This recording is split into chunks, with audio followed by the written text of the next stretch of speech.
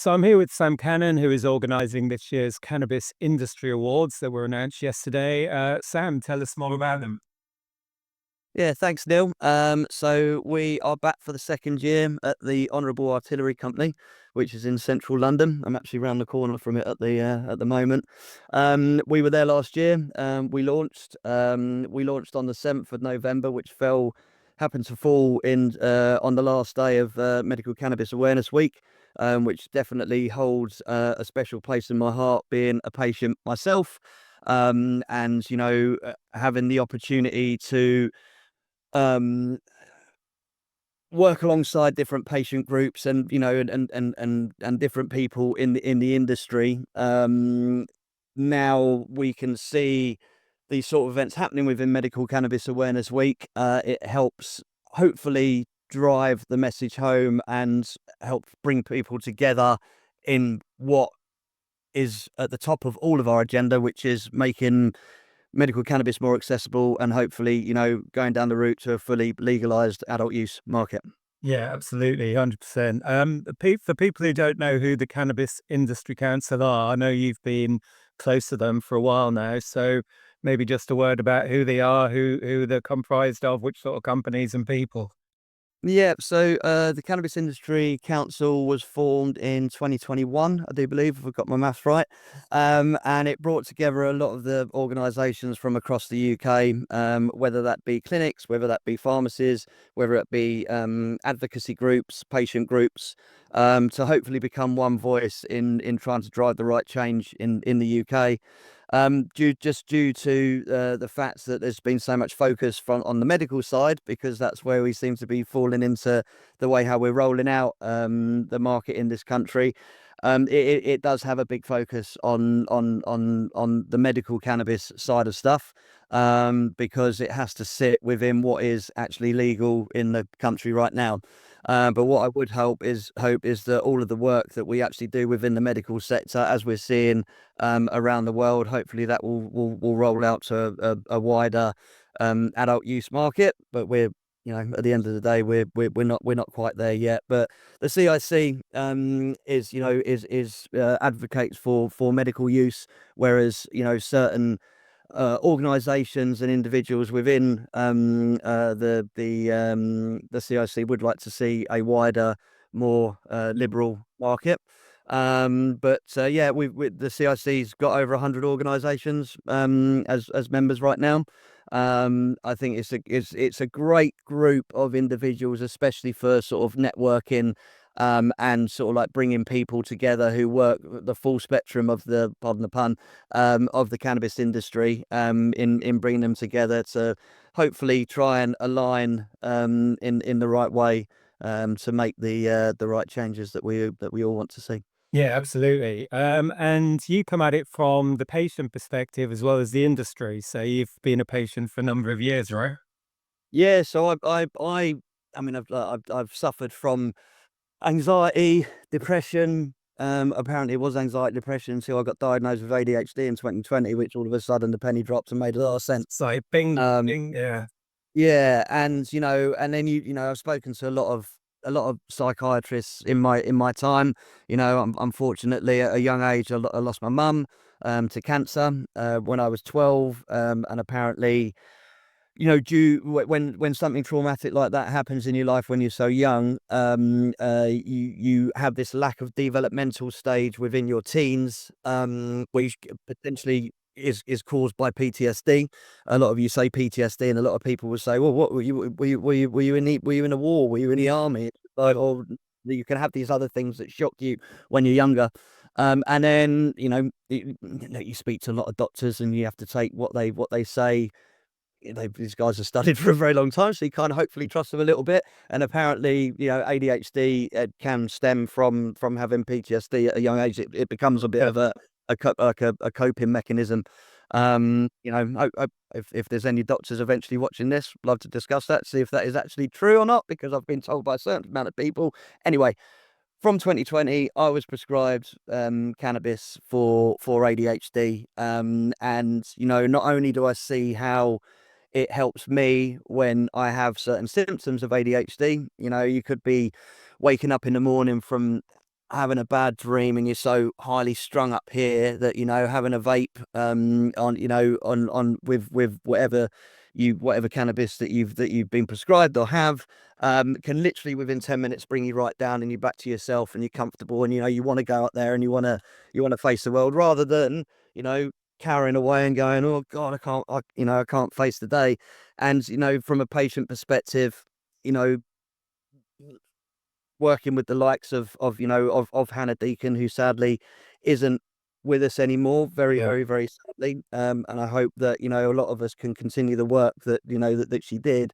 But, getting to work with somebody like Hannah and seeing how cannabis actually changed Alfie's life, from them being told that, he wouldn't have a normal life to now he's at school, he's playing football, he's the life, well, he's the life and soul of that family. It's just so very sad the way the outcome that happened, but being able to see how cannabis also not only transforms the patient but also transforms the people around them, because people can start to have normal lives, or it's an incredible tool to have in your box. So yeah, I think as well, there's a big, been working with the Cannabis Industry Council for the last 4 years. Being a consumer for the majority of my life, being a patient since 2020, and now getting to work on these awards and working to work with the wider community and wider industry. You do notice that there is this divide between patients and the industry, and it really, look, this is still a young industry at the end of the day. It's going to be not getting everything 100% right, especially with all of the barriers that we Mm. that we up against. But, you know, 5 years ago, I was getting really bad prescription cannabis delivered to my door, and now I'm getting very good prescription cannabis Yeah, delivered it's to my changed. door at a cheaper rate than it is on the legacy black market. Yeah. Um, uh, and um, you've kind of got that protection, if you like, that you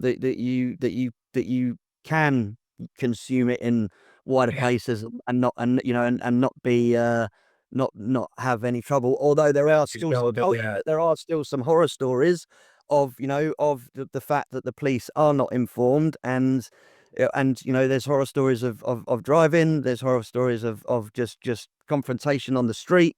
And events like the awards, I would hope that they might not look from the outside that they're making a difference, but the fact that the awards are at the Honourable Artillery Company, which is one of the highest ranking regiments in the UK, the fact that the Honourable Artillery Company is headed by the King, the fact that it's so heavily linked to the Metropolitan Police, all of these, you're just getting in the face of the right people and you're having the right conversations. We were last year when we were at when we launched the awards at the HAC, at the bar when we got there was a very high ranking judge and a couple of high ranking veterans, all of who have got a network, all of who had no idea what the event was, all of had no idea that cannabis had been legal for medical reasons since 2018, and all of them went away with a very large smile on their face. And um, sometimes that's what change looks like, isn't it? Change yeah, isn't always a revolution. It's a million tiny things all happening one after the other. It can take time, and this seems to be what's happening. yeah. So we're back at the HAC this year. It's on the Good. 6th of November, Thursday, the 6th of November. So still in Medical Cannabis Awareness Week.